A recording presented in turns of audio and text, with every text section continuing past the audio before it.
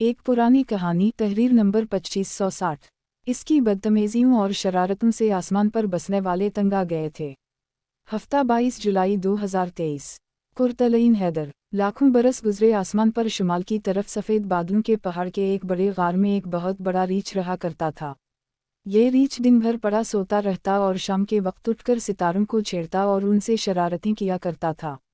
इसकी बदतमीजियों और शरारतों से आसमान पर बसने वाले तंग आ गए थे। कभी तो वो किसी नन्हे से सितारे को गिंद की तरह लुढ़का देता और वो सितारा कलाबाजियों खाता दुनिया में आ गिरता, या कभी वो इन्हें अपनी असली जगह से हटा देता और वो बेचारा इधर उधर भटकते फिरते। आखिर एक दिन तंग आकर वो 7 सितारे, जिन्हें 7 बहनें कहते हैं, चंद के अक्लमंद बूढ़े आदमी के पास गए और रीछ की शरारतों का जिक्र करके उससे मदद चाही।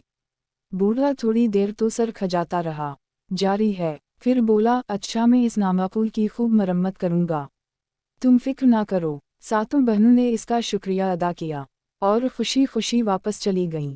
दूसरे दिन चंद के बूढ़े ने रीछ को अपने करीब बुलाकर खूब डांटा और कहा कि अगर तुम ज्यादा शरारतें करोगे तो तुमको आसमानी बस्ती से निकाल दिया जाएगा। क्या तुम्हें मालूम नहीं कि उन नन्हे मने सितारों की रोशनी से दुनिया में इंसान और जहाज अपना अपना रास्ता देखते हैं, लेकिन तुम इन्हें रोज खेल खेल में ख़त्म कर देते हो। तुम्हें ये भी मालूम नहीं कि जब ये सितारे अपनी असली जगह पर नहीं रहते तो दुनिया के मुसाफिर और जहाज रास्ता भूल जाते हैं। मियां रीछ ने इस कान सुना और उस कान निकाल दिया और कहा मार के बोले, मैंने किया दुनिया के जहाज़ों और मुसाफिरों की रोशनी का ठेका ले लिया है जो उनकी फिक्र करूं। ये कहकर रीछ चला गया। जाने के बाद बूढ़े ना बहुत देर सोचा कि इस शैतान को किस तरह काबू में लाऊं। यकायक उसे ख्याल आया कि औरीन देव से मदद लेनी चाहिए।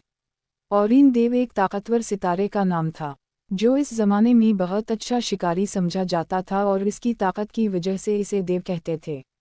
ये सोचकर बूढ़े ने दूसरे दिन औरीन देव को बुलावा भेजा। इसके आने पर बड़ी देर तक दोनों में कानाफूसी होती रही। आखिर ये फैसला हुआ कि वो आज शाम रीछ को पकड़ने की कोशिश करे।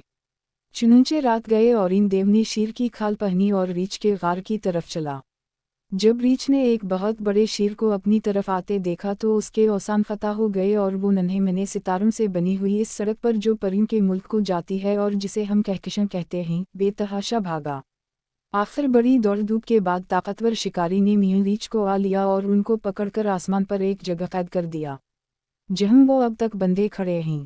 अगर तुम रात को कुतुब सितारे की तरफ देखो तो तुम्हें इसके पास ही रीछ बंधा नजर